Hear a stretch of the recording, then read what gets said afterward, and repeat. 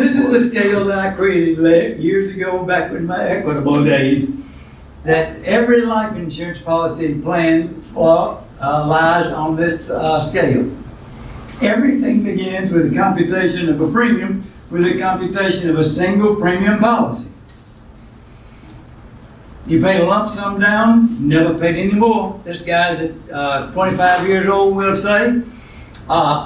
He wants to buy a $100,000 policy. It might cost him $20,000 lump sum.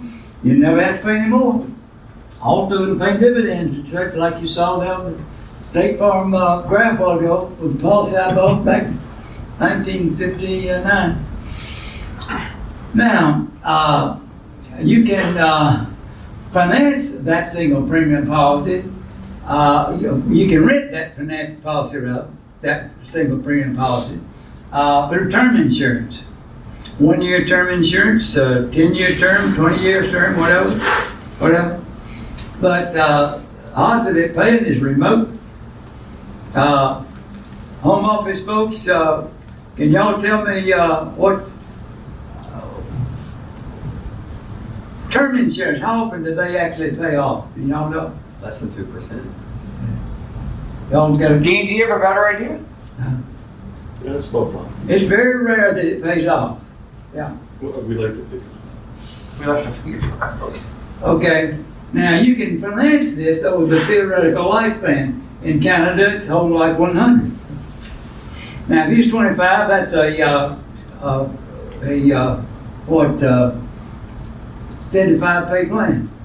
I mean, an Auburn graduate can calculate that. Now, you can shorten it by going L65. Well, if he's 25, that's a 40 pay plan, right?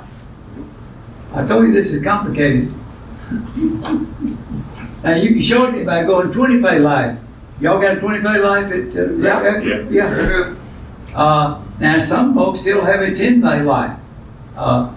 Guardian used to have a 10 pay life, and I stole the daylights out of that thing because it's so simple to explain. Plus the fact that I borrow a lot. Well, in the brilliance of home office, they took it out of the portfolio. I was mad at them for doing that, but I got over it.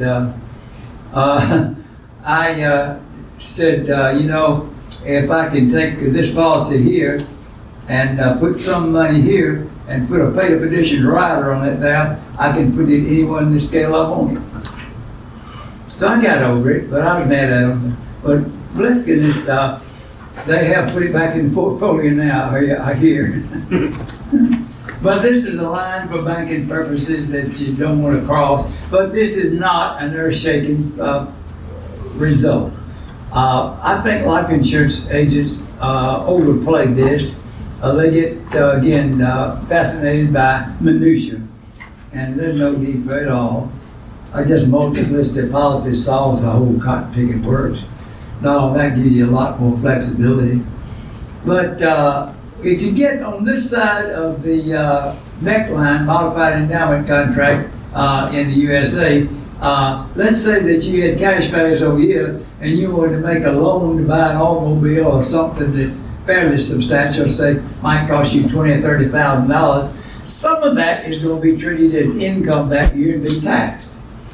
Well, again, that's not an earth-shaking crisis. But for practical purposes, we just want to stay on the right side of the line, i.e. snuggle up to the neckline, that's all. And now when we go from right to left, what's going to happen to the premium, guys? Going up. Now, what is the mindset of everybody out there about insurance? They want to go with the left. They want to go the other way. Right. Don't want to pay much money that like life insurance company. Because all these financial geniuses told you that's a bad place to put money. And they got to be right because there's so many of them out there. And they have Harvard MBAs and stuff like that, so they're bound to be educated. Now let's prove that this is the point to be, okay? These are 25-year-old twins. They're both preferred, and one of them puts $2,000 into a life paid at 100. The other one puts $1,200 into that same life paid for 100, but they put $800 into a paid petitions rider. The outlay is the same. Now, let's look at it. One of them put 2,000 here. The other one put 1,200 here and put a rider of 800 there. Same outlay. Now, suppose they die at the end of the first year. The conventional thinker delivers 219,964 to the beneficiary. My guy only delivers 133,022. Now, it looks like that's a better deal, but what's the probability of those guys dying at that point? Not very high. Slim and none. Now, his cash phase is 0. My guy's cash phase is 784. This is 97% of that. Very liquid. Now, let's go down to 22 years. At that time, these guys are 47. The chances of one of them dying now is picked up a little bit, but you saw the scale there a while ago. It's much better today than what you see on that scale, on that curve, or that graph, right? All right, at that point, you notice the death benefit is probably within a few dollars of each other, but there's a significant difference in the cash pay and same outlay. Now let's move down to 61 years. Now they're 86. Chances of one of them dying now picked up a good bit, but they might be like Bob and still hanging around, right?